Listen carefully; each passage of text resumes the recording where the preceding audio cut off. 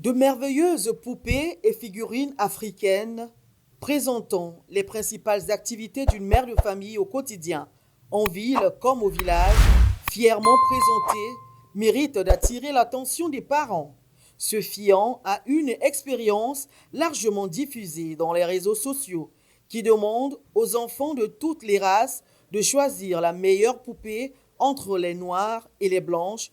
Tous les bambins avaient choisi la blanche, n'ayant probablement jamais vu une autre couleur. Une image qui mérite d'être corrigée, comme entend le faire ce père de famille. Bien sûr, pourquoi on devrait seulement s'inspirer de ceux qui viennent de l'extérieur? C'est africain, ça reflète également notre culture. C'est si intéressant de pouvoir impliquer les enfants, les amener à comprendre également, s'imprégner de la culture africaine. Voilà, donc c'est pas mauvais.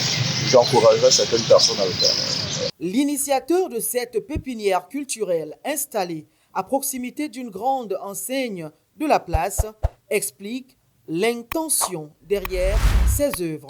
Beaucoup n'ont pas voulu, nos parents, nous les uns, ne faut pas trop valoriser nos poupées. Par contre, nous on a les jolies poupées aussi qui se font bien. Et que si on habitue aussi à nos enfants, que dans le Noël comme ça, on devait plutôt se diriger vers nous pour donner la valeur, pour dire à nos enfants que non, nos poupées confectionnées sur place ont aussi de la valeur, que se venir de les servir. Mon point de vue vers les parents, c'est de leur dire, de nous encourager, nous déjà les artistes. On a besoin d'eux. Et doit comprendre, doit vraiment dire aux enfants que les poupées faites sur place ont la même valeur que se venir à l'extérieur. Sans aller au village, l'enfant peut déjà, à partir de ces figurines, qui peuvent également être des objets de décoration, apprendre les réalités du terroir.